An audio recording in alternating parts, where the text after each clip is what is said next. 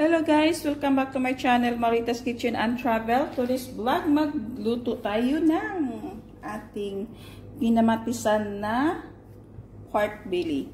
So, yung ating ingredient is, ayan, yung ating pork of course. Tsaka yung ating luya, ginger, lemongrass. Ayan, lemongrass. Tsaka yung ating chili, mayroon tayong onion, ay yung kamatis. So, ayan na guys.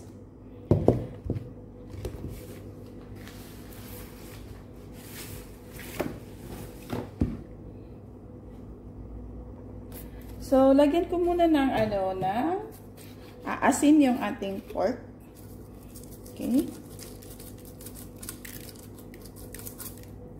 Ayan. Tsaka paminta. Okay. Ayan. So, haluin natin.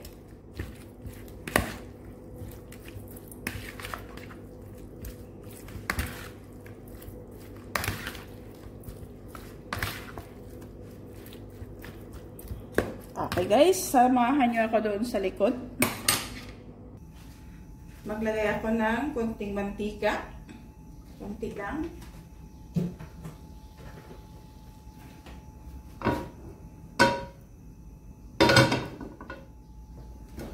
Tapos ilagay natin muna yung ating pork.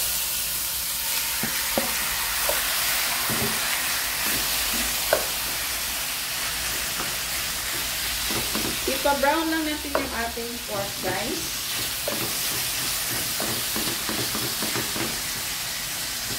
Okay, hayaan muna natin siya dyan. So, yan guys. Kailangan natin siya muna i-brown. So, kunti pa siya. Mas lalong masarap.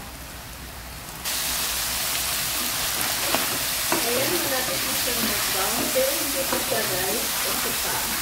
Brown lang natin siya ng kunti. Hinaan ko yung apoy. So, ayan na guys, okay na siya. Ilagay lang natin siya dito sa gilid.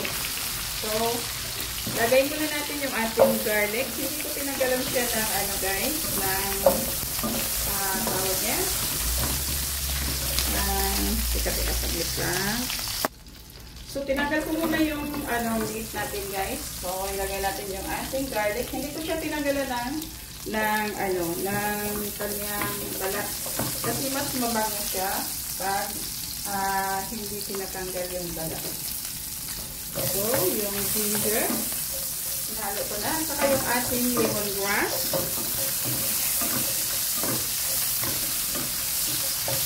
Ang bango. Tapos yung ating onion. Ito natin sa taan. Ang bango.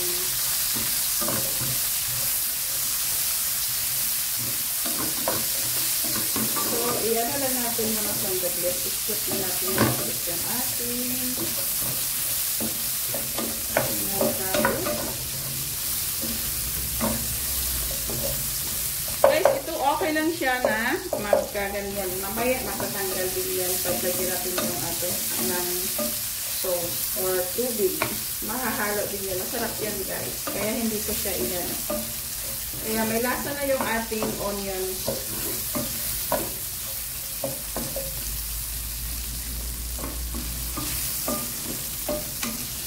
Ang bango-bango.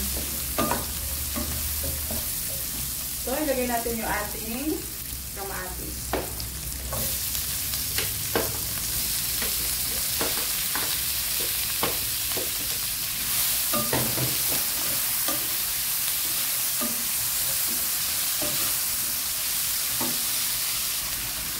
Okay, balik rin natin yung ating meat.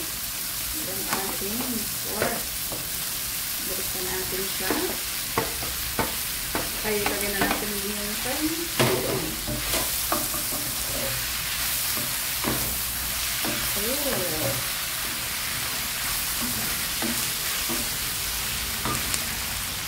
So, maglagay ako ng kunting wine.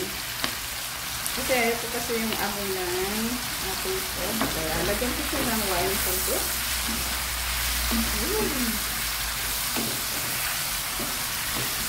Ayan. Sana siyang bumangat. Wow, ang bango guys. Ibang klase. Ang sarap ng amoy niya. Nawawala yung ano ng amoy. Kaya ang bango. So, maglagay ako ng tubig. Ayan. Ayan, lagyan ko siya ng 1½ cup ng tubig.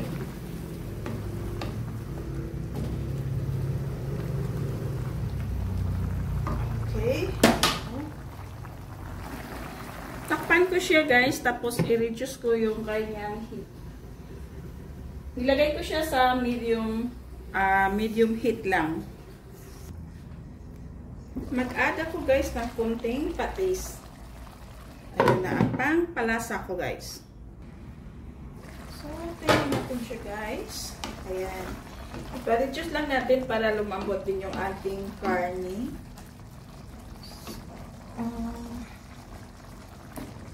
Ayan. So, yung lasa niya guys is okay na. So, palambutin lang natin siya ng konti. Kaya ako dinamihan siya ng tubig kasi gusto ko guys na malambot din yung karne. Ayun, nag-reduce na yung kanyang sauce. Ayan. So, kung na siguro to.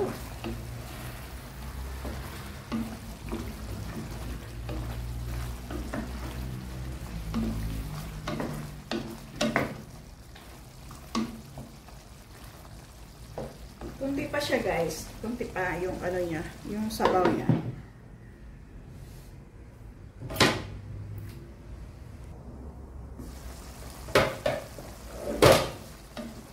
Ayun. So, okay na siya guys. Tama na yung kanyang sauce. Kasi masarap yung sauce niya guys. Lagay sa kanin. So, okay na. So, lagay natin siya dito.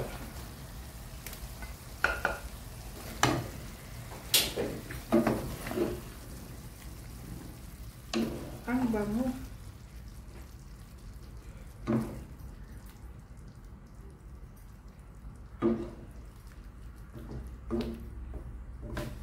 Parang gusto ko.